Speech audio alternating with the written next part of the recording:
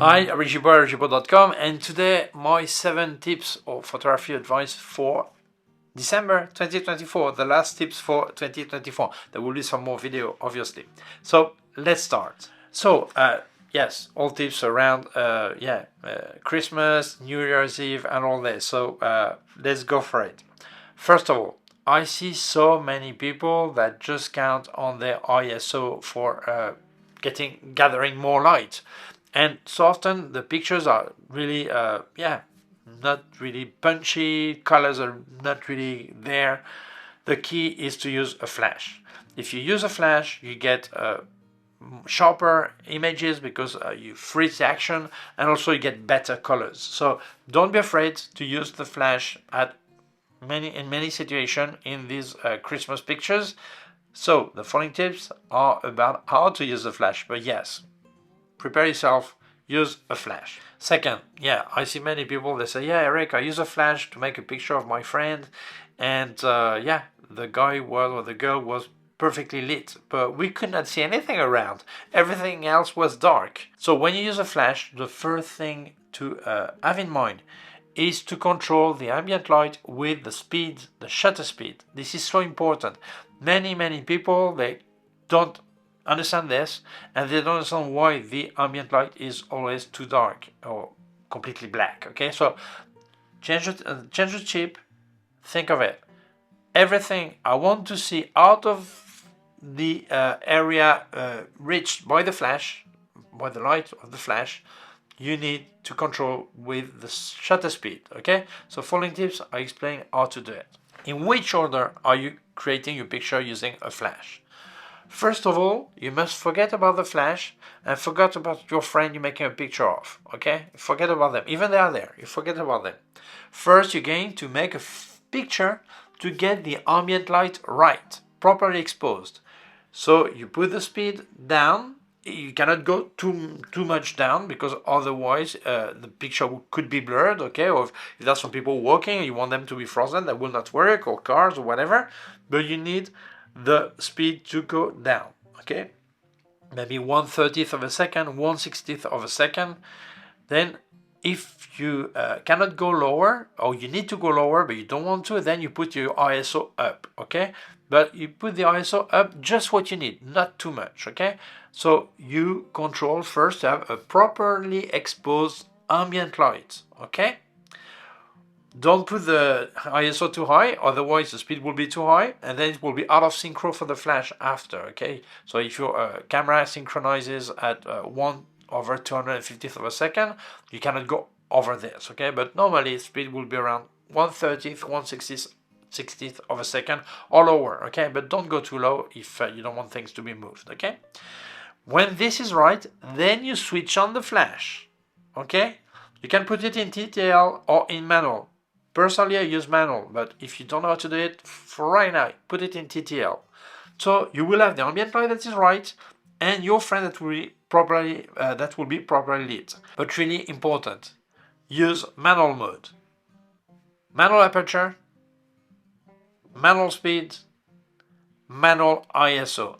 Don't put auto ISO, because otherwise it's going to bump up and it will break all the idea of what you wanted to do. Okay, so you really need to be fully manual. So first, a picture to get proper ambient light exposure.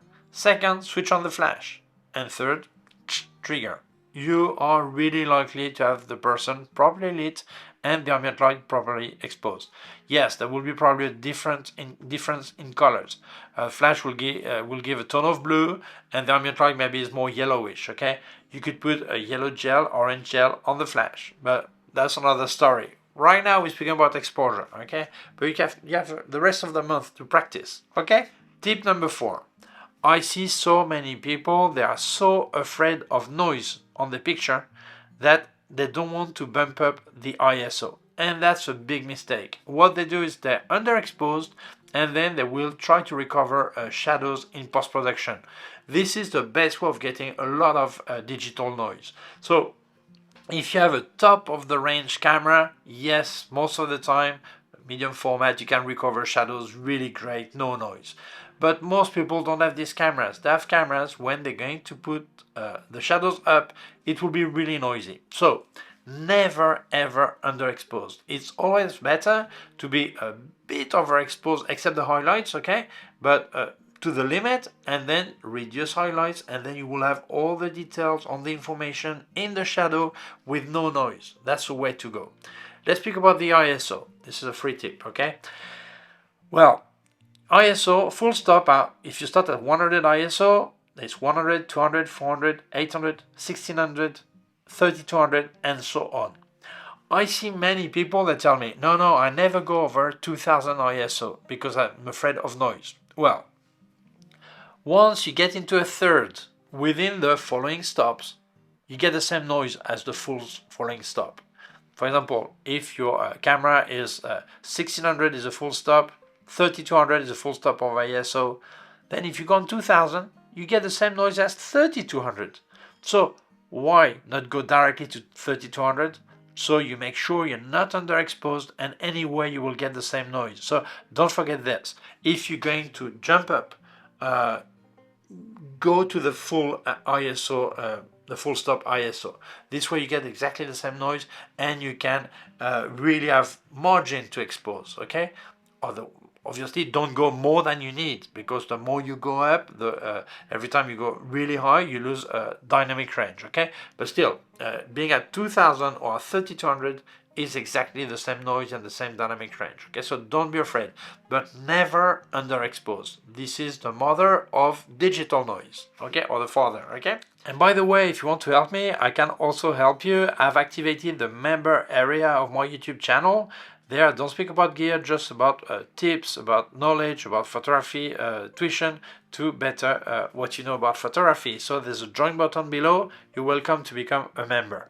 Also, leave you affiliated links in the description. Please use them, that really helps me. And by the way, if you buy with the link of K&F Concept or the link of Luminar Neo, I've got the code ERIC10 that gives you a 10% discount on these two sites. So please use it, that really helps me, and that also helps you getting something a bit cheaper. So let's carry on. Tip number 5. We really love Christmas lights. We like this, and we like many lights. LED lights, tungsten lights, there are not that many anymore. Neon lights, there are not many anymore. But there is one light we don't like. Well, our camera don't like it. Our sensor hates it. Laser. Be afraid of laser. If a laser crosses your sensor, that ruins it. That makes a line, and that's not, you cannot fix it. You have to change sensor, okay? If you use a reflex camera, you point, it will go through the lens, bump on the bounce on the mirror and get to your eye. Really dangerous for your eye, okay? So people say, yeah, but I use mirrorless, so no problem. No problem for your eye. Yeah, except if you look directly to the laser light, okay? But yes, big problem for your sensor. It will break it the same way, okay? So it's important. If there are some laser lighting, never point at the laser source. Just go the other way around, point at from the other way. Put yourself next to the light, so you never shoot toward the light. That's so important.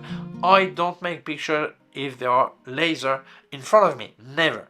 And it's even more risky with video, because video you have more time pointing toward the light source, and it's more likely you get your sensor get hit by a laser light. So take care with that, okay? Really, laser light are our biggest enemy in these parties and situation. Tip number 6. Many people ask me, how do I make a firework picture? So I could make a full tutorial, but I try to make something short, a small tip that is not too long. There are two ways of doing it. One is this typical souvenir with your smartphone. You're not sure it will be okay, so forget this one. Let's speak about the serious way of making firework pictures, because you want to have a nice one. First thing, you need a tripod. So make sure you're able to be in a place where there are not people in front of you and they will not bump into your tripod. So yes, you need a tripod. Second, you need a trigger, because not only you're going to decide when to start the picture, but also when to stop it. I know some people can use their smartphone to control, but I think it's easier with a trigger. How do you set this up? First, you're going to work in fully manual mode. ISO from 100 to 200 ISO. The aperture around f11. You cannot do autofocus because you don't know what to do before the fireworks actually explodes. So the first picture you're going to make, you're going to manually focus, try to get right in focus, and then as you don't touch a ring anymore, your focus is made. Normally fireworks always start from the same place. Okay, so normally it's set for the full shot. Deactivate the noise reduction, because the noise reduction takes the same time as the picture. So if you make a 10-second picture, you have a 10-second noise reduction. You probably miss the following shot of fireworks. So deactivate this.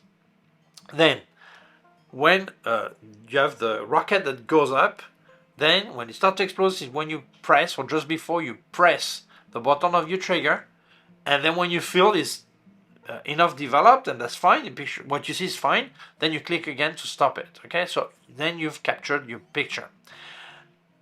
Another tip, most of us, I include myself, will make firework pictures, although I never do this because I don't bother really. Most people make an horizontal picture. That looks beautiful, but the problem is at the end of the firework they normally shoot a lot higher, and you miss it. And this is very often the most beautiful moment, the most beautiful part of the firework party. This is when they shoot really high. This is why so many people prefer to shoot in vertical, leave some space, okay? They leave a bit of space that will reframe after, but they know that for the end shoot, the end shooting of the firework, it will be within the frame, okay? But sometimes you have bad luck and it was everything properly framed and then it shot a bit higher and you missed it. So, well, I wish you good luck with the fireworks, okay? But these are the basic settings. Last tip. Well, when at Christmas and New Year's Eve, all this, are so many people on the street. Some people are like you, they just go to enjoy what they see, shops, Christmas markets, all this. But others, they're just there for one thing, to steal your camera, to steal your bags, to steal your things, your wallet, everything. So really take care. If you have a backpack, don't put it on your back. If there are many people, put it on the front. If you have your camera hanging around your neck, don't leave it just hanging. Have a hand on it, because sometimes people just cut the strap, you don't even see it, and then they get the camera when it falls, you don't even feel you lost it. So it's so important. Or you walk around with your friends and family and you say, oh, let's go for a drink, or let's go to a restaurant. You enter and then you have your bag on the floor and someone steals it. So be aware. At Christmas time, there are so many people that get their camera stolen. So really take care with that. Well, that's it. I hope these 7 tips for Christmas, for December 2024 are fine for you. If you feel they may interest other people, please share it on social networks. If you have not done it yet, please subscribe to my YouTube channel. There's a small button down here, a small bell. If you click on the bell, you will get notified when I upload a new video. My website, ericgibaud.com. If you have any, I forgot. Yeah, my website, ericgibaud.com, but I've activated the member area of my YouTube channel. So there I don't speak about gear, I just speak about photography, tips, making of, all this, knowledge. So there's a join button below. You're welcome to become a member. So I was going to say, if you have any comment, can leave a comment below. If you have any question, can leave a comment below. Also leave your affiliate links in description. Please use them. And by the way, if you use the link of K&F Concept or Luminar Neo with the code ERIC10, you get a 10% discount. Thank you so much. That really helps me. Also leave you more affiliate links and also a link to my PayPal account in case you wanted to make a donation. Thank you very much. Please take care of yourself and see you soon. Bye.